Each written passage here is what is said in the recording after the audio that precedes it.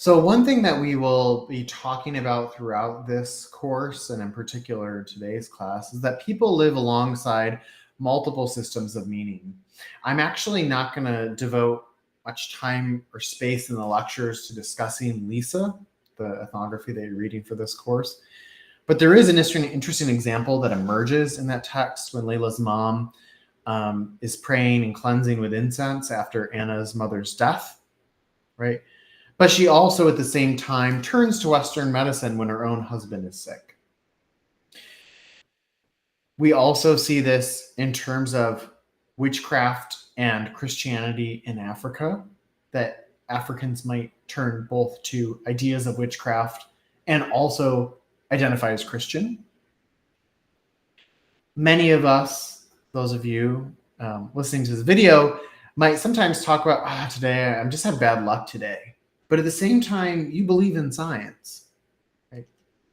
So the point is that many of us live alongside multiple systems of meaning, right? Science is not really opposed to religion per se. The idea really is that human animals in general tend to be contradictory creatures. We draw upon all sorts of systems to make meaning out of our very complicated lives and the worlds in which we live. So this is something that we will find again and again. It's not exceptional. It's in fact pretty standard in terms of the human experience. Now I asked for you to think about a ritual at CNU, right? Of course, commencement. There are several that you might have thought of, but commencement is one of them. This is both a kind of ritual, but it's also a particular, this is a ritual, but it's also a particular kind of ritual. It's a rite of passage.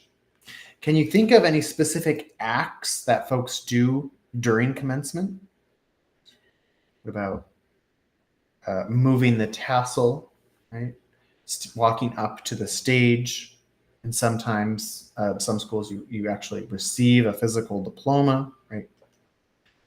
So the point is that rituals involve these very specific actions, right? That have, as I mentioned before, typically happen at certain periods of time. So a rite of passage is a specific kind of ritual. It's a ritual or process in which a person moves from one place to another in society. In anthropology, we call this social personhood, right? So for example, a rite of passage in which one might go from having the status of boy to man, girl to woman, single to married, right? That is what I mean by being transformed from one kind of social person, from being socially a boy to socially a man, for example. We see this in the graduation ceremony. You go from not having an undergraduate degree to now being, having a BA, for example, right? The marriage ceremony will involve passing of rings, for example, and stating vows, and that cements one from being single to married. So again, a rite of passage is just a particular kind of ritual. It's oftentimes collective. So the image you have here on the top right is a photo from the work of Victor Turner.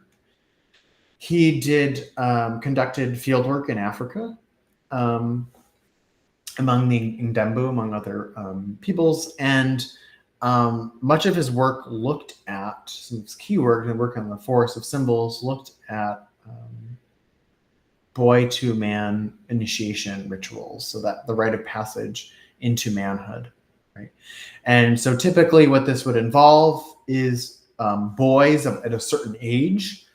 Would it be in the same age set? Imagine kind of like how you have your cohort of students, say your first year students all enter CNU, they're all in the same cohort. Well, same sort of idea in this small village in Africa. These boys are of the same age, and it's determined, okay, now you're of the age, you're ready to become a boy. And what happens is they are kicked out of the village, sent to this small hut way out in the forest, right? And the boys go through a series of trials and tribulations that might involve them having to hunt to collect their own food. It might involve some forms of, frankly, physical abuse by adult males who kind of rough them up, right? And then eventually those boys who succeed re-enter the village society as men, it's important for me, or useful, I think, for me to kind of give that very brief description of what it looks like, because this maps onto the three-part sequence for rite of passage that we typically use or describe in cultural anthropology. So the first stage is the separation stage. Again, for that example I just gave for those African boys, right, that would be being separated from the village, being sent out into the forest. Stage 2 is considered the liminal or transitional period. This is the most important stage. This is where the ritual work actually happens. In the case of the manhood initiation ritual, that's where like the trial and tribulations occur, right? And during this time, there is a period of communitas. This is a concept that Victor Turner came up with. So all those boys who are doing that going through those trials and tribulations together feel a great sense of social solidarity and togetherness, right? Because they're going through those trials and tribulations together. One thing that Victor Turner argued is that during that period of communitas, these social distinctions between participants sort of melt away. So it doesn't matter if you are the boy, if you are the son of the village chief, or you are the son of a agricultural, field worker. It doesn't matter. All those boys kind of are in the same position. You see this in various rituals during the liminal period, where all participants are made to wear the exact same clothing. For example, you see this even in graduation or commencement. It's not quite true because you have cords, so there actually are social distinctions. We're very good at making social distinctions in our culture, capitalist culture and hierarchical culture. But for the earlier example, that's not the case. It's important to note, please note the difference between communitas and collective effervescence. Communitas only happens during a rite of passage, during the liminal period of rite of passage. Collective effervescence can kind of happen whenever, right? So please note that that'll be on the exam. And stage 3, incorporation period, again, that's when participants come back into the community, come back into the village as boys, or for example, after the graduation ceremony, you go back to your families as someone with a BA. Liminal kind of comes from the Latin for threshold. So it's interesting to think about this in terms of like a doorway, right? That liminal period is, as Victor Turner famously said, you're betwixt and between. You're no longer boy, but you're not quite yet man. You're going through that ritual, right? You're no longer single, but you're not quite married yet. You're in that liminal stage. It's a period of uncertainty, shifting social hierarchies and roles, and potentially temporary upending of hierarchies. So just to give, again, this example, college example, you go from separating from your family to the liminal transitional period, the trial and tribulation, right, of studying and all that, and then you're incorporated back into society. We can think about this on the level of the ceremony itself. You're separated from your families. You go through the liminal or transitional period of actually gaining the, walking up to the stage and getting the diploma, and then you're incorporated back into society. So this is a kind of universal model for thinking about a rite of passage of these three stages. Okay, so that's ritual and rite of passage. Now let's move on to witchcraft. Woohoo, right? I teach a whole course, AMP 310, Fear and Magic, and we delve into witchcraft in great detail. So witchcraft, it's interestingly enough, it's actually a very important topic in the anthropology of religion. For anthropologists, witchcraft is a form of interpersonal violence perpetuated in secret by invisible means, right? This seems particularly, again, kind of maybe odd, random, or specific. Why are we talking about witchcraft? But in many cultures throughout the world, witchcraft and ideas about witchcraft exist and are very powerful and order relationships between peoples. Right. So it's long been a topic of interest to anthropologists. Oops, I wanted to say something else here. And of course, we in the West, right, we have our own ideas about witchcraft that we inherited, right? So in our culture, witchcraft involves, evil people, specifically evil women, right? These ugly, scary creatures.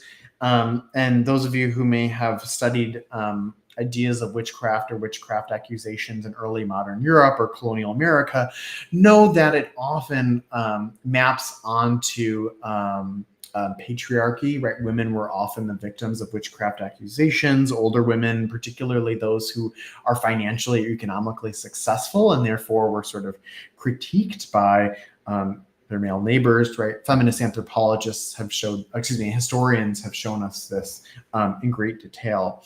But I would like for us, based on the reading that you did for class today, to focus on witchcraft in Africa. And before we dive into Evans Pritchard's article on witchcraft in Africa, I need to kind of set the stage for you.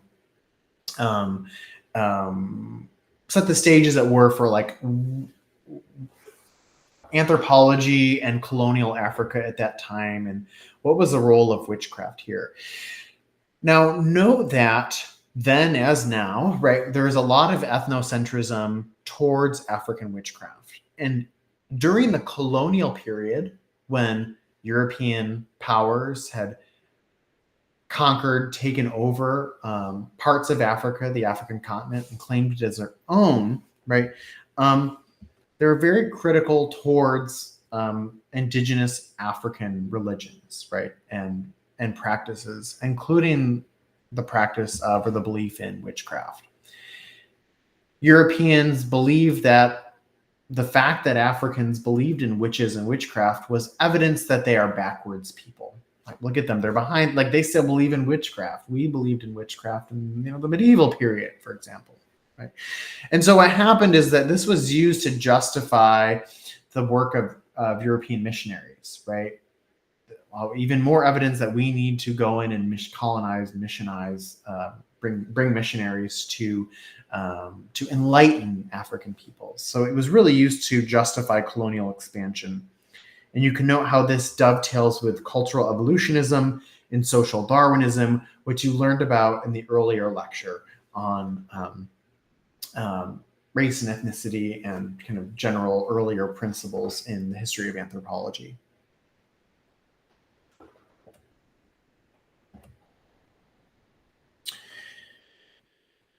Of course, witchcraft itself is an English term, so really they're importing this term to describe various indigenous African ideas. But this is, and so colonialists came in and they actually banned witchcraft trials and witchcraft accusations because they said witchcraft is not real, right, for example. Okay, so witchcraft then became evidence again for the backwards nature of Africans and African societies. This is why I'm having you read Evans Pritchard's work, because it was so revolutionary. In his piece, the piece that you read for class today, Evans Pritchard explains the logic behind witchcraft and witchcraft accusations among the Azande where he worked. His work debunks Western Eurocentric ideas about the supposed irrationality of magic and religion among the Azande. Okay, and I will explain that further in the next video.